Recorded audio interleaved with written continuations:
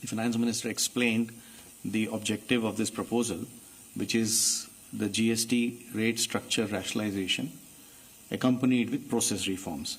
So the first request I will have is to have the appreciation of the proposal in the manner in which it has been prepared, in order to not distract ourselves with issues which will be an outcome of this process, but the core principle of this exercise needs to be appreciated in totality. We have estimated a figure. We expect that the net fiscal implication, we would not call it as a revenue loss because that doesn't seem to be the correct terminology, but net revenue implication of this proposal is expected, we have estimated it to be around 48,000 crores. This is on the consumption base of 23-24 because that is where we had all the segregated data. What I would also request is to have to appreciate this exercise better. It's important to also understand why looking at a particular number of revenue implication and highlighting it in a manner which is not proper may not present the correct picture of this exercise. The reason being, one, typically the rate rationalization exercise would result in buoyancy effects. We do expect, as mathematically one may calculate based on consumption of 23-24, but economically that is not how outcomes will evolve. And we do expect buoyancy to play a major role because of this rate rationalization exercise in enhancing the revenue. In addition, there is also an effect on the consumer behavior. What he spends on and how much does get influenced by price, which is going to be expected to get positively influenced by this exercise. We also expect compliance to improve due to this exercise. Madam explained to you how rates which were at different levels, where classification issues would be rampant, like sectors like food or transport, auto parts, etc.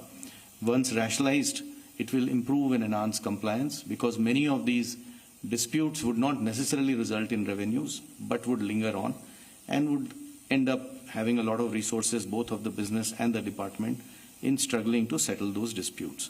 So compliance would also have a very positive effect on the revenue generation. Finally, there is a technicality that when the rates change, the rate of the value chain itself changes, and tax, you know, is paid through ITC and cash, and the actual implication of that will have to be worked out. I would just like to highlight a number from before just to explain how these changes do play out. For example, when earlier the average rates were around 15.5 in the earlier part of the GST, the compliance in the form of GST TB was around 85 to 90%. Now the compliance has improved to almost 97% as the rates have come down. We do expect these positive changes will have and we believe that in this entire exercise will be fiscally sustainable both for center as well as the states. 54. Yeah, good evening, ma'am. Shishir from Hindu Business Line. My question is about the anti-profiteering because now so much rate reduction is there and we do not have the anti-profiteering mechanism. As of now, we understand that GST 80 can take only the pending cases and the cases directed by the courts. So what kind of mechanism we are going to have? And the second question is about the clarification on the revenue implication, that 48,000 crore is on annualized basis or just for the FY26, ma'am?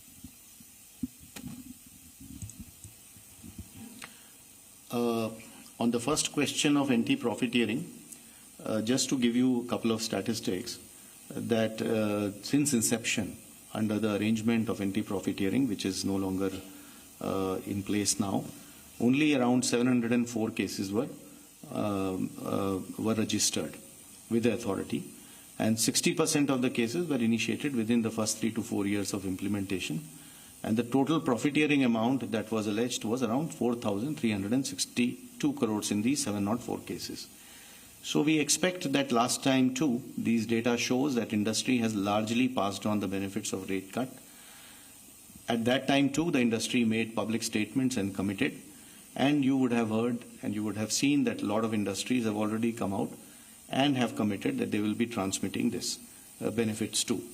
Administratively, both at the state level as well as at the CBIC level, we will definitely be engaging with the industry and seeing to it that the benefits to the consumer as is planned as per the exercise.